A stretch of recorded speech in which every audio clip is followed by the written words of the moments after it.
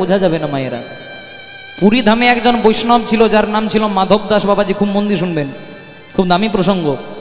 পুরী ধামে একজন বৈষ্ণব ছিল যার নাম ছিল মাধব দাস বাবাজি। এই মাধব দাস বাবাজি পুরী ধামে ভিক্ষা করতে যেত, মানে মাধুকুরি করতে যেত। কেউ চাল দিত, কেউ টাকা পয়সা দিত, কেউ চিড়ে মুড়ি দিত। আর প্রত্যেক দিন ওই বাবাজি একজন বুড়ি মায়ের ঘরে যেতেন। ওই বুড়ি মা কি দিত? চালও দিত না, টাকা পয়সাও দিত না, চিড়ে মুড়িও দিত না, দিত শুধু গালি আর মন্দ। লজ্জা করে না? এই বয়সে অন্য কিছু করে খাতা থেকে ভিক্ষা করতে চলে এসছিস?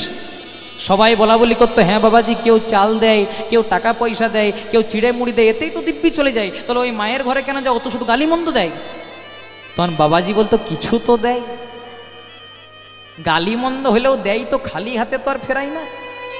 তা প্রত্যেক দিনের মতো বাবাজি আজকেও ভিক্ষা করতে গেছে। কেউ চাল দিয়েছে, কেউ টাকা পয়সা দিয়েছে, কেউ চিড়ে মুড়ি দিয়েছে। এবার যেই না ওই মায়ের ঘরে যাবে, মা কি দিচ্ছে দেখুন ভালো করে।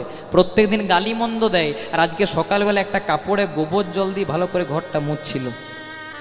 প্রত্যেক দিন গালি মন্দ দেয়, আর আজকে যেই না বৈষ্ণব এসেছে, ওই গোবর জল দেওয়া কাপড়টা বৈষ্ণবের দিকে ছুঁড়ে মেরেছে। বৈষ্ণব কি করেছে?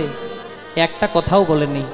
ওই কাপড়টাকে নিয়ে গিয়ে প্রথমে পুরীর সমুদ্রে ভালো করে ধৌত করেছে, মানে ধুইয়েছে। যখন কাপড়টা ভালো করে পুরীর সমুদ্রে ধোয়া হয়ে গেছে, তখন কাপড়টাকে রোদে শুকাতে দিয়েছে। যখন কাপড়টা ভালো করে রোদে শুকিয়ে গেছে, তখন টুকরো টুকরো করে কেটে পোলতে করেছে।